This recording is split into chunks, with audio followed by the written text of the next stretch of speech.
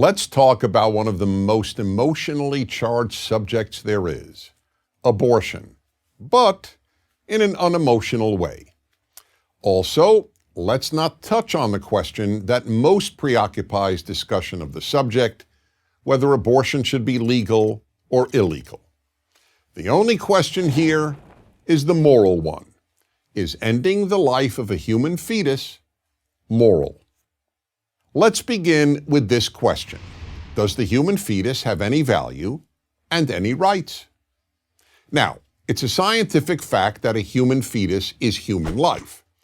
Those who argue that the human fetus has no rights say that a fetus is not a person. But even if you believe that, it doesn't mean the fetus has no intrinsic value or no rights.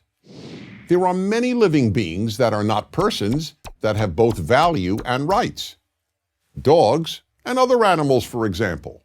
And that's moral argument number one.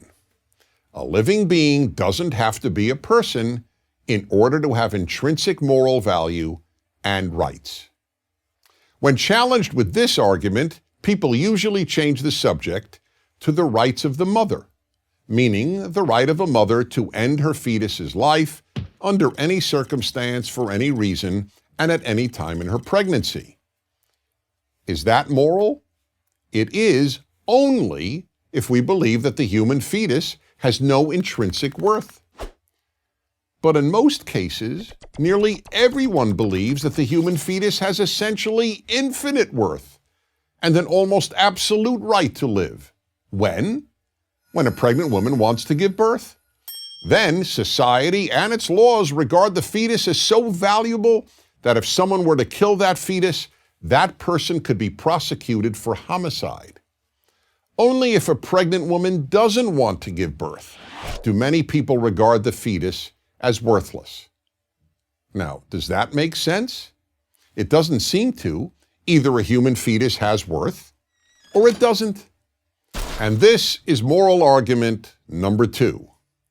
On what moral grounds does the mother alone decide a fetus's worth? We certainly don't do that with regard to a newborn child. It is society, not the mother or the father, that determines whether a newborn child has worth and a right to live. So the question is, why should that be different before the human being is born? Why does one person, a mother, get to determine whether that being has any right to live?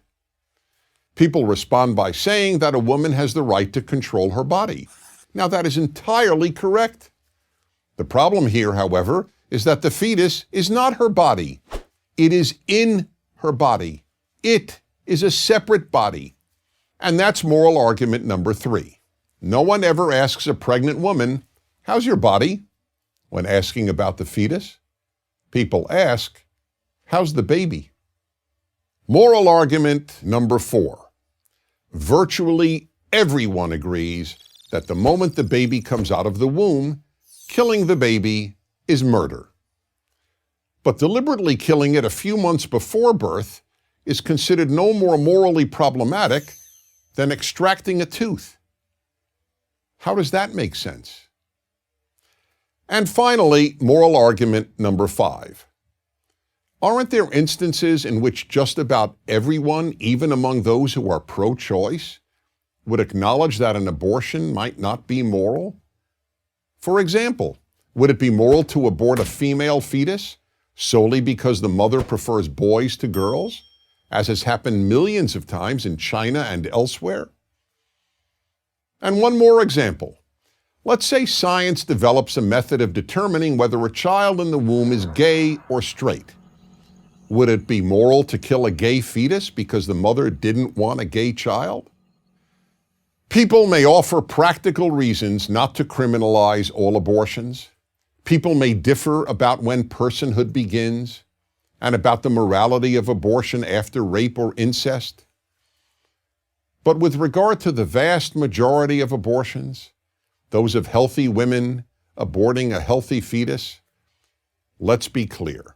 Most of these abortions just aren't moral. Good societies can survive people doing immoral things.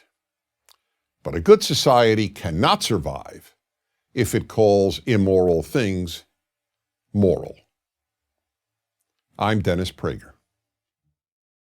To subscribe to our YouTube channel, click here. To help keep our videos free, donate here.